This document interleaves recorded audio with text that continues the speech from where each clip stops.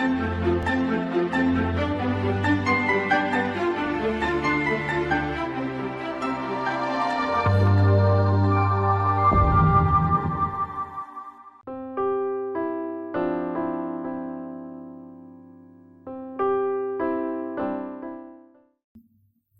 line with this beauty and the expectation behind accepting neurodiversity, we have already learned some of the sensitization issues on how to accept neurodiversity. This session will focus on celebrating neurodiversity. The word celebration itself triggers a happiness. Dear participants, so we are here to celebrate neurodiversity. Before celebrating neurodiversity and talking on the different aspects of celebration, we will focus on why celebrating neurodiversity. So the focus of the session will take you to number of instances, number of phrases, and also the areas concerning the need for celebrating neurodiversity. As the world is awakening and accepting neurodiversity, it is just because we are into this big celebration. As we have come to the end of this module, let us have a short recap. We all know that neurodivergence includes ADHD, ASD, dyslexia, dyspraxia, and so on and so forth. You have already come across different types in the module 2, 3, and 4. Now, these spectrum or conditions are lifelong neurological differences. They are part of our identity. It's intrinsic to who we are. Now the prefix dis, dis or dys means bad or difficult. Now deficit means to fall short. Well, whatever be the terminology, these terms suggest that we are somehow lacking, somehow broken. This recap is an intention to get out of this broken mind, to get out of this lacking attitude. Let us be free to accept. Let us get a glue together. Now, words are naturally powerful symbols. Why? Because they carry many connotations. The labels listed above, like ADHD, ASD, dyslexia, dyspraxia, schizophrenia, and other many neurological conditions, often conjuring up negative imagery that can affect not only how we are treated and viewed by others, but also how we view ourselves and our place in the world. You all will agree to this fact that neurodiversity, sensitization towards neurodiversity, accepting neurodivergent community, supporting the neurodiverse learners are coming into place. And we are now to have a good celebration with good thinking and right attitude. We will have some information at a glance, as we had a recap of so far we had gone through. Now, how do societal stigma and general misconceptions about neurological differences make it harder for students to get the support they need? We will have some go through with the stats. 33% of classroom teachers and other educators believe learning and thinking challenges are sometimes an excuse for laziness. Well, these are facts, so we have nothing more to add on a personal view. Next, 43% of parents say they wouldn't want others to know if their child has a neurological difference. 48% of parents believe incorrectly that kids grow out of learning differences. And 76% of neurodivergent university students say they didn't disclose their disability to their university. Now, why am I sharing these information to you all? This is just because let us break free from this negative connotation and celebrate what we are. There is nothing called neurotypical, right? In the last sessions, we did focus on the myth behind a normal brain. So why are we still into that habit of disability and ability? I'd like to share one more fact here.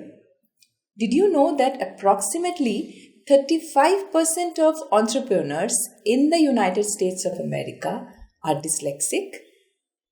Well, this gets a positive wave among us, right? So all we can say, to celebrate, walk beside us. Strive to see us, speak to us, and hear us as individuals. This is with reference to neurodivergent people. As we are moving into the mood for celebrating neurodiversity, let us go through the basis for celebration, or what can bring about the celebration. The neurodiverse community are actively advocating for a deeper understanding and recognition of individual experience over general awareness of conditions and labels. Being aware of the medical terms and generic traits often only serves to reinforce existing stereotypes and can lead to assumptions about us which are harmful, hurtful, and also destructive. Instead, attempt to understand us on our terms. Again, I would say walk beside us, strive to see us, speak to us, and hear us as individuals. Let us watch YouTube channels made by neurodivergent people. Read books and blogs written by neurodivergent people. There are number of people engaged into these businesses. We have a click on Google and we find them all. Listen to podcasts made by neurodivergent people. But most importantly, shine a light on our talents, our passion, and our fortitude. This is again with reference to the neurodivergent community or neurodivergent people. So these bases are actually leading us to the path of celebration. Now, what are the focus of celebration? As we are talking about celebrating diversity, to be particular, celebrating neurodiversity. So, neurodiversity celebration aims to encourage a shift in focus away from our perceived weaknesses towards the many strengths and positive aspects that being neurodivergent brings. It opens, it carries. We hope you will join us in celebrating our creativity, our innovation, and our ability to think outside of the box. This thinking outside of the box is a very catchy word. We do believe we like to think outside of the box, but many of us, so-called quote-unquote neurotypical, cannot. But those who can, we are trying to label them. So let us get out of that notion.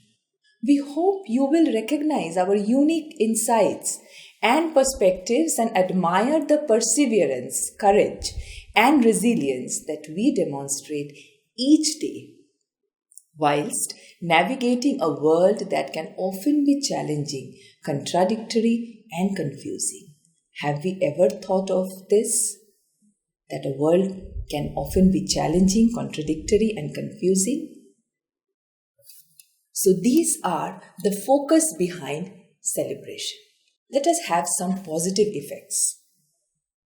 The effects of celebration.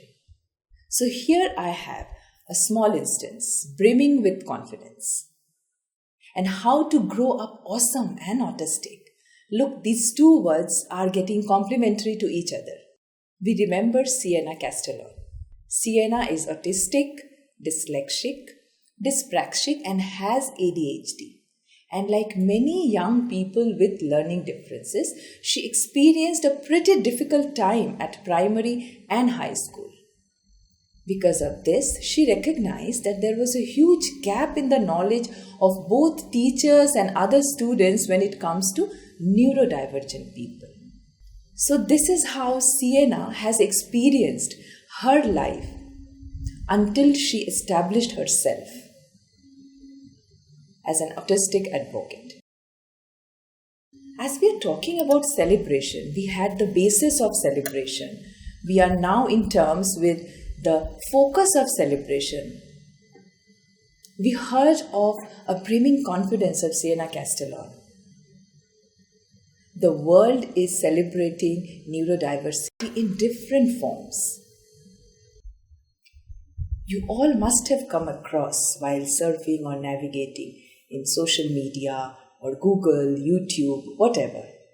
So there are different forms of celebration of neurodiversity in the form of Neurodiversity Day, Neurodiversity Week, Neurodiversity Month, and also Neurodiversity Awareness Day.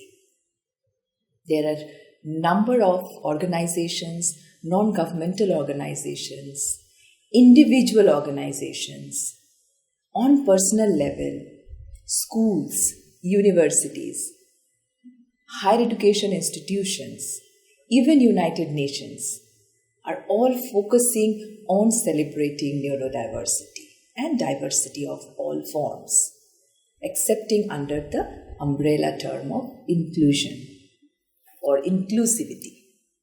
Now these celebration of days, weeks, months, awareness day, this celebration is a worldwide initiative, as I already mentioned, that challenges stereotypes and misconceptions about autism and learning disabilities.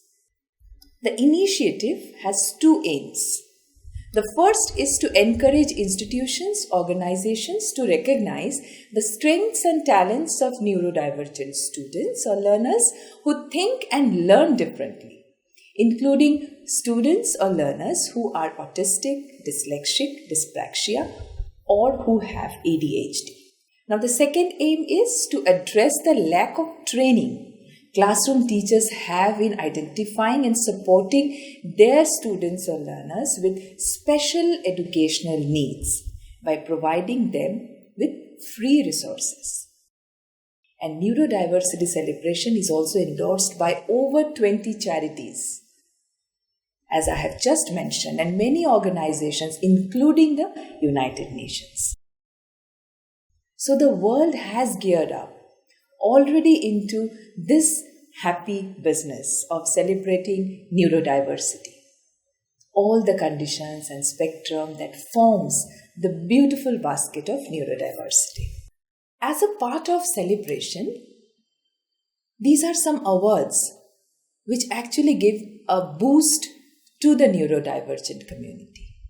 Some of these awards are Commonwealth Youth Awards 2021 finalist, then the Big Issue Top 100 Change Makers of 2021, the International Children's Peace Prize finalist, Shaw Trust 2020 Disability Power 100, 2020 Special Needs Jungle Awards Person of the Year, and last but not the least, 2019 European Diversity Awards Campaigner of the Year. It is not limited to these awards only. However, I have presented some of the awards just to add value to the notion of celebrating neurodiversity. We will get back to another brimming confidence words from none other than Greta Thunberg. Let us listen to her celebrating words. She says, "To be different is not a weakness. It's a strength in many ways because you stand out from the crowd." She said it on why her autism is a strength. She says, "I have Asperger's and that means I'm sometimes a bit different from the norm. Given the right circumstances, being different is a superpower. Being different is a gift. She says, if I was like everyone else, I wouldn't have started this school strike. So these words itself carry an empowering notion, a positive wave of attitude, a celebrating mind. So thanks to Greta Thunberg for giving us this empowering words. As we come close to this session, let us have a little theory, the difference between awareness campaigns and actively accepting and celebrating diversity. This we need to know the fine difference. It's not always advocating or campaigning for our diversity or neurodiversity is celebrating in itself. So there lies a subtle difference. Let us see. If we consider the difference in language between the two, it is easy to see why one is more impactful than the other. Being made aware of something does not require a person to act or change. It feels passive. For example, I can be aware that autism exists without really needing to consider my relationship with it or how I interact with autistic people. Now, if someone tells me they want me to celebrate autism, well, that is a verb. It requires action from me. If I'm going to celebrate something, then I'm going to need to know what is good about it. We celebrate because we know the thing which we are celebrating is good. It has something worth in it. So we need to know the value behind it. Merely knowing or being aware cannot lead us to celebration. To draw the end to this session, I will remember Sienna Castellon once again. She says, by showing schools and young people how to reframe their perceptions and accept that neurodiversity is a positive thing for society. And also, the concluding words from Sienna Castellon to this session would be, celebrating and acting positively is helping bring the world of education up to speed with the world of work, where we can make huge strides in reframing neurodifferences as talent.